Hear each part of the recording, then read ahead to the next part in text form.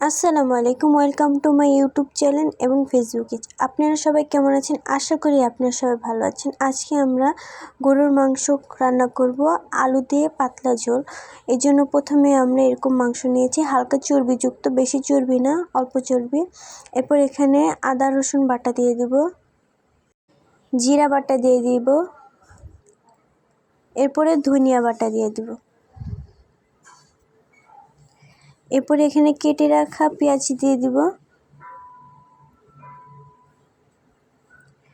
হলুদের গুঁড়া,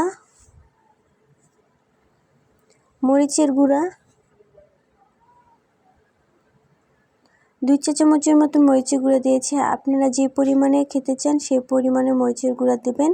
এরপর এখানে সয়াবিন তেল দিয়েছি। এরপর স্বাদ মতন পরিমাণ মতন লবণ দিয়ে দিয়েছি। এরপর ভালো করে মাখিয়ে নেব। সবগুলো গরুর মাংসের পিসের সাথে জানি মশলাগুলো লেগে যায়, এভাবে আমরা মাখিয়ে নেব। তো মাখিয়ে নিয়েছি, এরপর চুলায় বসিয়ে দিলাম। এরপর আমরা উঠিয়ে নেড়েচেড়ে দিব ভালো করে, যাতে পুড়ে না যায়। একটু পরপরই কিন্তু আপনারা নেড়েচেড়ে দিবেন। তো ভালো করে নেড়েচেড়ে নিয়েছি। এরপর এখানে আমরা কিছু গোটা মশলা অ্যাড করব। তেজপাতা, দারচিনি, লবঙ্গ, এলাচি, জয়িত্রী এবং জয়ফল দিয়ে দিব। এলাচি কিন্তু আমরা মাঝখানে ফাটিয়ে দিয়েছিলাম যেন ফ্লেভারটা আসে। এরপর আবার ঢেকে রেখে দিব। তো কিছুক্ষণ পর উঠিয়ে আবার ভালো করে নেড়েচেড়ে দিব।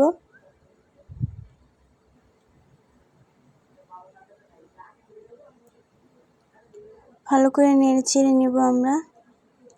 ভালো করে নেড়েচেড়ে দেওয়ার পরে আবার কিছুক্ষণের জন্য ঢেকে রেখে দেব।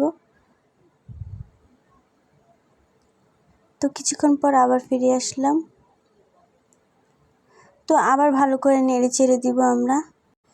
আপনাদের যদি আমাদের ভিডিওগুলো ভালো লেগে থাকে তাহলে কিন্তু আমাদের পাশে থাকবেন। এমন নিত্য নতুন ভিডিও পাওয়ার জন্য আমাদেরকে বলবেন যে আপনারা কেমন ভিডিও চান, কমেন্টে জানিয়ে দেবেন। এরপর আবার কিছুক্ষণের জন্য ঢেকে রেখে দিয়েছিলাম। তো কিছুক্ষণ পর আবার ফিরে এসে দেখলাম মশলাটা একদম কষানো হয়ে গেছে। তো আবার ভালো করে নেড়েচেড়ে নিলাম, আবার কিছুক্ষণের জন্য ঢেকে রেখে দিব। তো কিছুক্ষণ পর আবার ফিরে এসে আমরা আলু দিয়ে দিব এখানে। তো আলু দিয়ে আবার ভালো করে নেড়েচেড়ে নেব।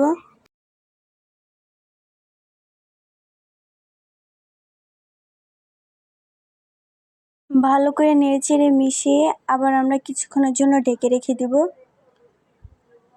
তো কিছুক্ষণ পর আবার ফিরে আসলাম। তো দেখতে পাচ্ছেন আলু থেকে অনেকটা পানি বের হয়েছে। এরপর আবার আমরা ভালো করে নেড়েচেড়ে নিব। তো ভালো করে নেড়েচেড়ে আবার কিছুক্ষণের জন্য আমরা ঢেকে রেখে দিব।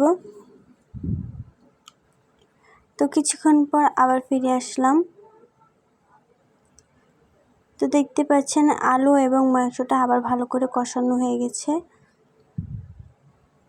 তো আবার ভালো করে নেড়েচেড়ে নিব যাতে লেগে না যায়। তো এখানে আমরা ফুটন্ত গরম পানি দিয়ে দিব।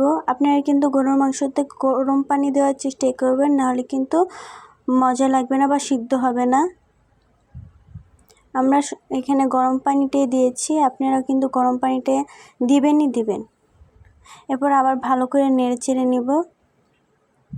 তো পানি আমার কিছু মনে হয়েছে কিছু পরিমাণ কম হয়েছে, এরপরে আবার আমরা পানি দিয়ে দিলাম।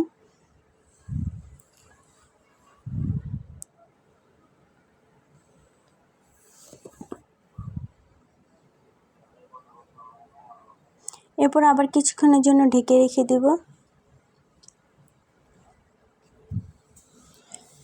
কিছুক্ষণ পর আবার ফিরে আসলাম। তো দেখতে পাচ্ছেন কিভাবে টকবক করছে। তো ভালো করে নেড়েচেড়ে দেব। যেহেতু এটা আমরা আলু দিয়ে গরুর মাংস পাতলা ঝোল রান্না করব, সেই জন্য আমরা এখানে বেশি পরিমাণ পানি দিয়েছি। আপনারা যদি বেশি পরিমাণে পানি না খেতে চান, সেই পরিমাণে আপনারা কম পানি দেবেন, বা ঝোল কম খেতে চান বা কষা খেতে চান সেই পরিমাণে আপনারা পানি দেবেন। তো আমাদের রান্নাটা কমপ্লিট। তো কেমন লাগলো আমাদের ভিডিওটি আপনারা কিন্তু বলে যাবেন। আপনারা কেমন ভিডিও চান তাও আমাদের বলে থাকবেন।